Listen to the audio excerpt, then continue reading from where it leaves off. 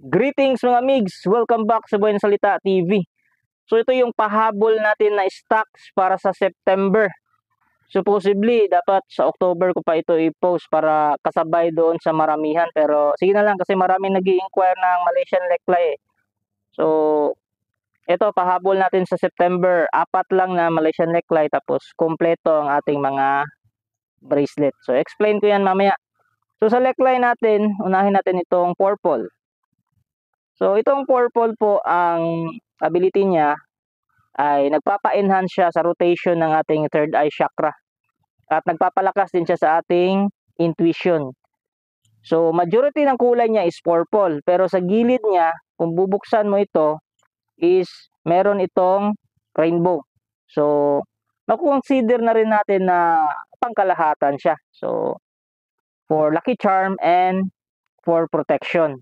At yung base niya is black. So black means spiritual protection. So pang-grounding, panlaban sa mga kulam, sumpa, at iba pang negative na pang-aatake, sidekick or spiritual attack.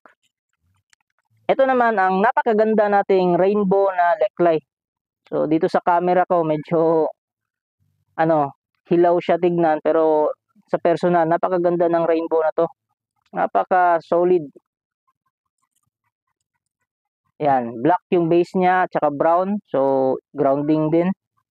Tapos rainbow, all around. Tsaka parang may mukha din, dito yung bibig, dito yung mata. Yan, dyan, Yan, parang nakasimangot na goblin, golem. So, mga migs, kung kursunada nyo to, message lang kayo sa akin, Medyo iba lang yung presyo nito kasi rainbow kasi. Tapos maganda din yung pagka-rainbow. Medyo may kamahalan lang.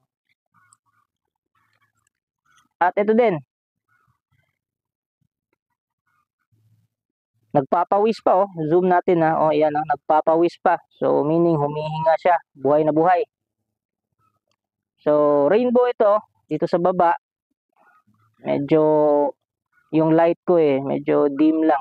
Pero kung sa personal nyo titignan, so klarong-klaro yung rainbow niya. Tapos may black dito sa itaas, meaning spiritual protection. So parang all around na rin kasi rainbow. Halos halos lahat ng stock natin na yung napahabol is rainbow. Kasi ito din, rainbow din.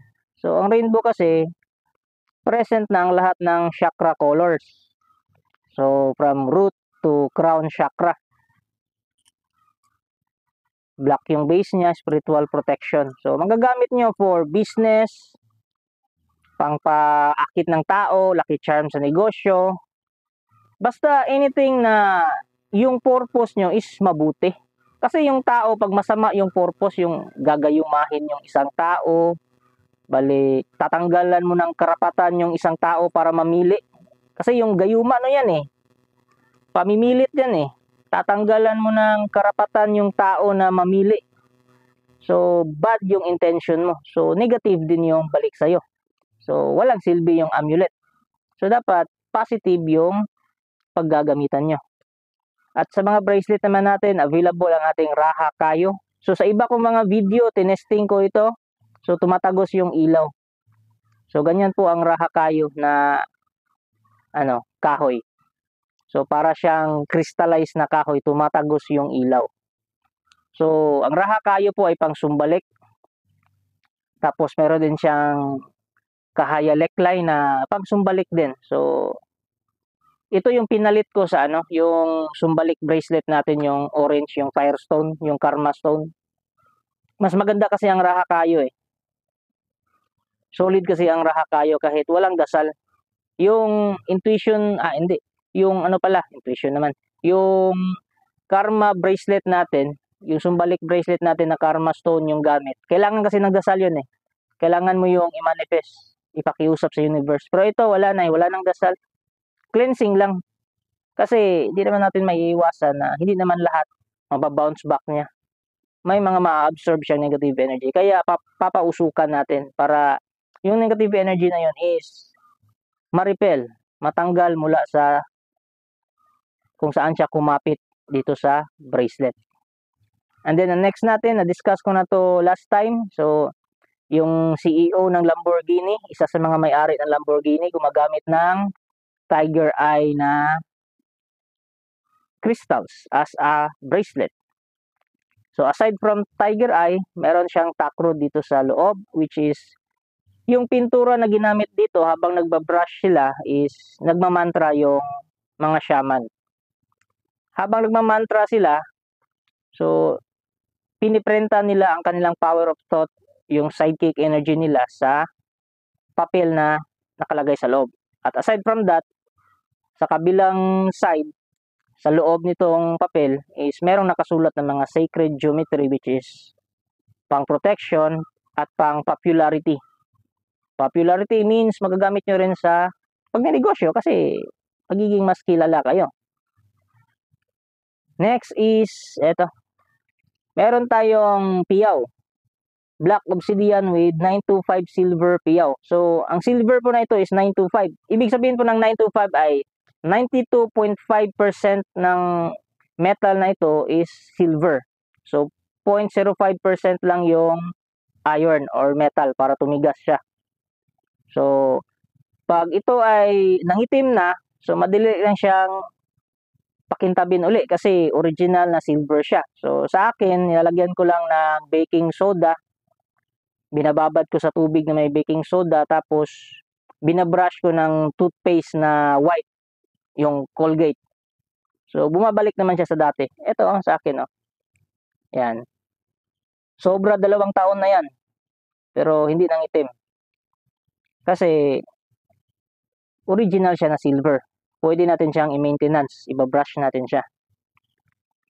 Tapos, itong black obsidian din na crystal is for grounding ito. Yung negative energy, ika-convert niya into positive energy. Kasi malakas yung frequency niya. Hinihila niya yung mga low frequency. Kaya hindi lumalapit yung mga low frequency dito. Mga low frequency entity o mga spirits. So, same din ito. Kasi black obsidian din ito. Wala lang siyang piyaw. Kasi ang piyaw po is for wealth. Symbolizes wealth. So, ito pong si piyaw, itong monster na ito, tama ba yung monster na term? O sabihin na natin creature na ito is thought form ito ng creature. Ang creature na ito is siya yung nagbabantay sa kayamanan. Kung anong meron ka ngayon, binabantayan niya. So, yung iba, sabi nila minamala sila kasi kapag nakaipon na sila, so may nangyayari. Either nagkakasakit or may surprise na gagastusin. So, si piyaw na yung bahala dyan. Kasi si piyaw, guardian siya ng kayamanan. So, yung kayamanan nyo, kasi sa inyo na yan sa inyong dalawa na yan ni piyaw, kasi magkasama kayo sinusuot mo siya. So, gwagwardyahan niya yun, na hindi niya hayaan na mawala yun sa'yo. And then, ating huling bracelet is itong intuition bracelet. So, ito po ay nag-i-enhance ng ating third eye chakra. Aside from that, nagpapalakas din sa ating intuition. Kinaklaro ko lang, hindi po ito pangbukas ng third eye. Ini-enhance lang niya kung meron ka ng third eye. Or may possibility na mabuksan ang iyong third eye kasi mas pinapalakas niya ang ikot ng iyong third eye chakra. Yung pang-anim na chakra natin. Chakra point. Pero, sure na sure ako, mas malakas ang ability nito sa pagdating sa intuition.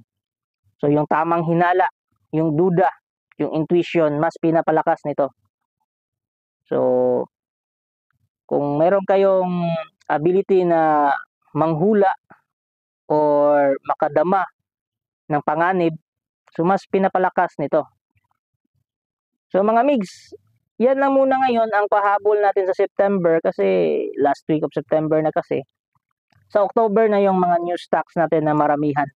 So kung kursunada nyo ito mga migs, message lang kayo sa aking FB page na Buhay na Salita TV. I-search nyo lang Buhay na Salita TV at maglagay din ako ng link dyan sa description at saka sa comment section. So yun lang po mga migs. Kita kits until next topic. Thank you!